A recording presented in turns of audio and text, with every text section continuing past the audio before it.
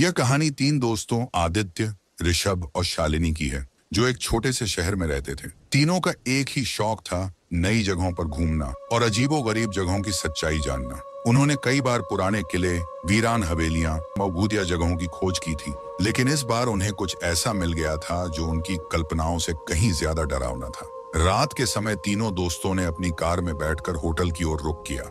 रास्ता बिल्कुल सुनसान था, चारों ओर घना जंगल था और सड़कों पर कोई भी नहीं था। आदित्य ने हंसी मजाक करते हुए कहा, यह सब सिर्फ कहानियां हैं, कुछ नहीं होने वाला। ऋषभ ने भी कहा, मैं तो बस यहाँ का ऐतिहासिक माहौल देखना चाहता हूँ। यह सुनने को मिलेगा कि पुराने समय में यहाँ क्या था। लेकिन जैसे जैसे वे होटल के पास पहुंचते गए, एक अजीब सी खामोशी और ठंडी हवा ने उन्हें घेर लिया। शालिनी का दिल भारी हो गया। उसे महसूस हो रहा था कि कुछ गलत हो सकता है। क्या ये हम ठीक कर रहे हैं? उसने धीमी आवाज में पूछा, लेकिन आदित्य और ऋषभ ने उसे हंसते हुए शांत किया। होटल के पास पहुंचते ही आदित्य ने कहा, देखो, यह बस एक पुराना होटल है, डरने की बात नहीं है। लेकिन शालिनी का दिल डूब रहा था। उसकी आंखों में एक अनकहे डर की परछाई थी। होटल के अंदर कदम रखते ही तीनों का दिल तेजी से धड़कने लगा। चारों ओर अंधेरा और चुप छाई हुई थी। दीवारों पर धूल और मकड़ी के जाले थे और फर्श की लकड़ी चटक रही थी। कमरे का माहौल अजीब सा था, जैसे यहाँ कोई आता नहीं हो। हवा में गंध सी थी, जैसे किसी ने वर्षों से सफाई नहीं की हो। एक कमरे में शालिनी ने कहा,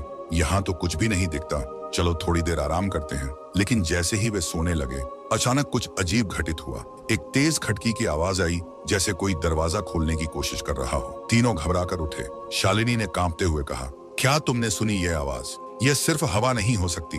ऋषभ ने घबराए हुए कहा, यह सिर्फ हमारी कल्पना है, कुछ नहीं होगा। लेकिन शालिनी के चेहरे पर चिंता का गहरा रंग था। शाम का वक्त होते ही होटल का माहौल और भी डरावना हो गया। अचानक होटल में गहरी खामोशी छा गई और कमरे का तापमान बहुत कम हो गया।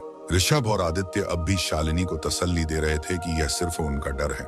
लेकिन तभी एक ठंडी हवा आई और कमरे के अंदर कुछ हलचल सी महसूस हुई। ऋषभ और आदित्य ने कमरे के चारों ओर देखा, लेकिन कुछ भी नजर नहीं आया। फिर अचानक शालिनी का दिल जोर से धड़कने लगा और वह डर के मारे कांपने लगी। कुछ है यहाँ, शालिनी की आवाज में डर था। उसका चेहरा सफेद हो चुका था। आदित्य ने उसे शांत करने की कोशिश की, डरो मत, बस कुछ नहीं है।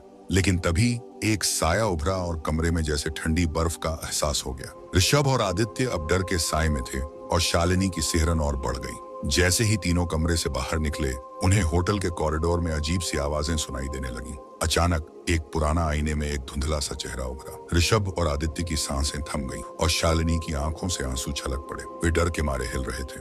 शालिनी की आवाज में एक दर्द था। ये क्या है? वे तीनों एक साथ उस धुंधले साए के पास गए और अचानक उनके सामने एक महिला का साया उभरा।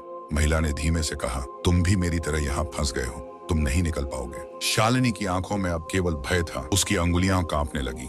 आदित्य और ऋषभ का चेहरा भी डर से सफेद हो गया था। यह दृश्य उन सभी के दिल में एक डरावनी गहरी छाप छोड़ गया। यह सब सुनकर शालिनी पूरी तरह टूट चुकी थी। उसकी आंखों में एक पीड़ा और घबराहट थी, जैसे वह अपनी ही जान बचाने की जद्दोजहद कर रही हो। मुझे छोड़ दो, उसने चिल्लाते हुए कहा। लेकिन वह महिला, जो अब किसी डरावनी भूतिया रूप में बदल चुकी थी, आगे बढ़ी और शालिनी को अपनी गिरफ्त में ले लिया। आदित्य और ऋषभ की आंखों में न केवल भय था, बल्कि एक गहरी खेद भी थी कि उन्होंने शालिनी को यह खतरनाक जगह लाकर क्यों फंसाया। तभी एक रहस्यमय शक्ति ने उन्हें कमरे से बाहर निकाला और एक खिड़की से उन्होंने देखा कि होटल अब अपनी असली रूप में था, एक खंडहर जहां कोई नहीं आता था। तीनों ने फैसला किया कि अब वे कभी भी उस होटल के पास नहीं जाएंगे। उनका दिल भारी था, क्योंकि वे जानते थे कि शालिनी अब कभी वापस नहीं आएगी।